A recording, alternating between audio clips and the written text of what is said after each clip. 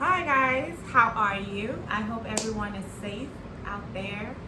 Um, I wanted to come here today to kind of show you guys how I do my budget for the month, right? We're getting ready to enter a new month, December, and I kind of just wanted to walk through for those of you that have never seen a budget or don't do a budget, and I'm just going to be using the EveryDollar budget today to demonstrate how easy it is to do your budget. So stay tuned. I like using the EveryDollar budgeting app, and you can download it to your phones, but I'm using the computer just to be able to show you guys, okay? So this is November and we're done, right? So let's get started. December. Okay, so the figures I'm going to be using in this video is actually our housing budget, but the income, I am going to be making up, right? So, what I do is this, right? So I am on a bi-weekly pay, but mine comes the 15th and the 30th. My husband does every 2 weeks. And sometimes we don't sync up, right? Depending on the month, we're all over the place. So this is what we do. This is what I do.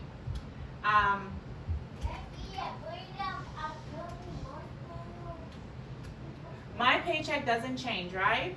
So I end up just doing heckies. That's me. That's my nickname. I just do one, since mine is a fixed income and his fluctuates. So I'm just going to, for the sake of illustration, I'm putting, oh, is that 40,000? Ooh, I am balling. I'm putting $4,000 here, right? But then what I do is I do links, paycheck, one, and then I'll put, again, I'm just giving you some illustrations. I'm just going to change this up to $1,000, and then I will do link, paycheck, 2, and I'll put, I don't know, something funky like 1,100, okay? All right, so what this tells you is this. This is your monthly income, $6,100, right? Again, if you have like a third, some months, like coming January, he's gonna have 3 paychecks, right? Link paycheck 3, and then you will put that in here. But for this month, I'm not gonna do it. So we're gonna leave that alone. So right now it says my income is $6,100, and if you see here, it puts it here in this nice little circle for you, right? Moving on, church. We try to tithe. If I put $300, right? It's already going to start automatically subtracting from your total income for you. If you notice up here, it was $6,100 and now it's $5,800. Right here is going to have your savings and emergency fund. And guys, keep in mind, everyone's budget is going to look different based on what you got going on. But not only that, every month should be looking different, because some months you might need more versus other months, like the Christmas holiday months. Your budget is going to look a lot different. So keep that in mind, right? Mortgage, I'm just going to put $1,500. Oh, actually, yeah, I'm just gonna put $1,500 for mortgage.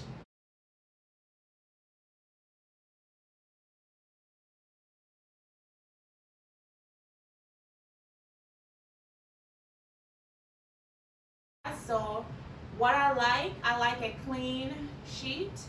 So I will just go ahead and delete that column. And if you don't mind keeping it, do you? But I just like to see exactly what I'm paying for, right? And not only that, you can change this. So our electricity is called Potomac Edison, right? So I am just going to change that over. And the actual figure for this month is not out yet. I checked before I did this video. So what I do is I try to find the average. So for that, I put $100. Again, if I check it next week and it's $90, I will simply come here and adjust it back to 90. And it makes it doesn't, trip you up. But for now, I'm leaving it at 100.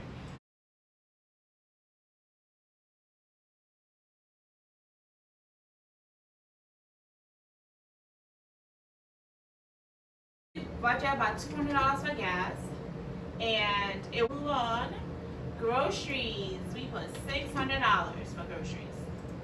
Now, some people have separate columns for restaurants, and we don't.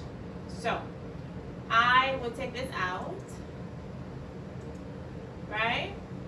When we do restaurants, if we have like a date night, I will put it on the budget. Or if we really want to eat out, if we have money out of this grocery towards the end, we take that and use it for restaurant.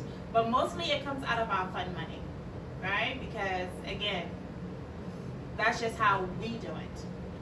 Our cell phone, and I like to change the name so that I know what I'm working with. We use Verizon, and it's $155. Okay, our fund money. So here's the thing, right? So we have Link's fund money and my fund money. So we're gonna put 500 here, right? Keep in mind, this is for the month, right? And we'll talk about what I do with fund money. What is in that category for fund money? So for now, we're just gonna leave it here. Health insurance. Ours come out through the job, so I don't necessarily put it in here, right? But if you have to pay out of your pocket for health insurance, you will need to put that in this area, right? So should I take it out? Yeah, I'll take it out because we don't. Life insurance, we pay $80. And auto insurance. So here's the thing.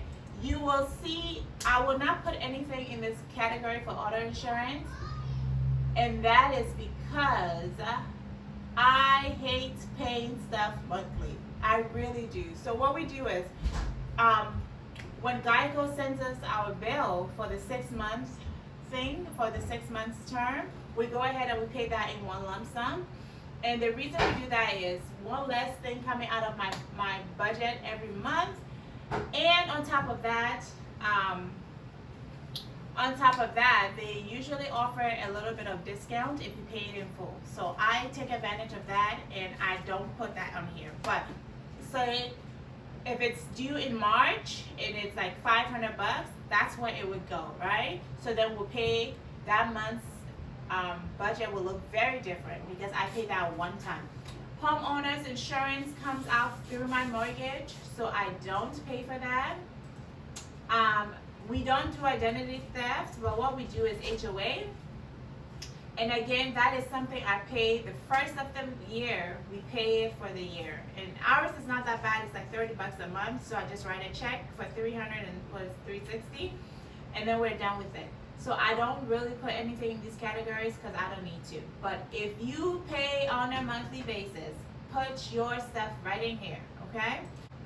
Down here. Credit cards, no. If you have, so you will put this here, right?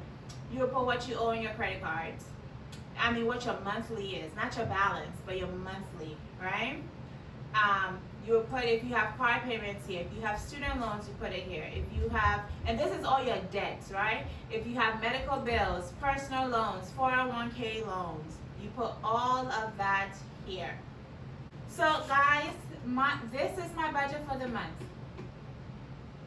right?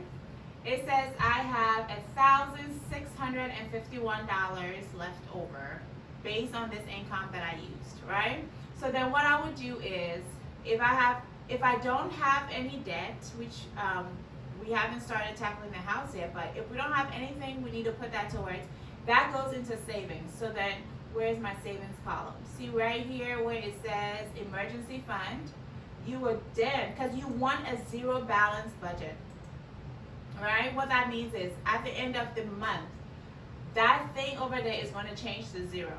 It says you have looked at your finances, you have looked at your bills, you have allocated in the right categories, and now you have $0 left. So if I take the whole amount, $1,651, and put that in, Now it's gonna say it is a EveryDollar budget. So you have made a plan for every dollar. Okay? And that's it. That's how simple it is to budget for your stuff. And so if it turns out your paycheck is not $1,000, the paycheck you're anticipating, right? But it's actually $850. Hold on. Okay, $850. You can go ahead and change it in here, right? So when you change something, mind you, because you said you were perfect balance, zero balance, right? Now it's going to be in the red. It says you're over $150, right? So then what I do is, if that's the case and I get those true numbers, I come back here and obviously at the end of the month, I'm not putting in $1,600. I'm now putting in $1,501, right? 1501. And that's it. Let me show you how it works when you actually pay a bill. If you pay a mortgage,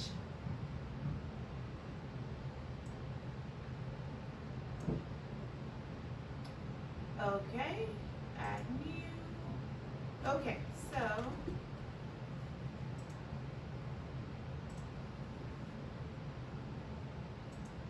alright, so it says here I paid my mortgage. You see, first it said remaining, it had it there. So now it says $1,500 spent. So when you go over to your mortgage, let's see, the line is different now. You see, it's a little lighter. It's a lighter blue because it says you have spent this money, and now the column changes to zero, right?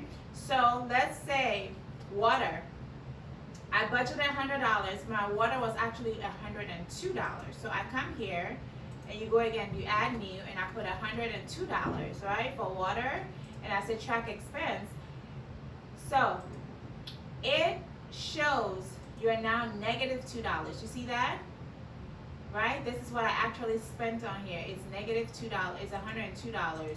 So it's telling me I went over my budget by $2 for this month, right? So that is how you budget in a nutshell, guys. Questions, comments, likes, whatever concerns you have, let me know. If this was helpful and you want to see more of the different types of budgeting apps out there, I would gladly like to walk through those with you. All right, have a wonderful day and see you in my next video.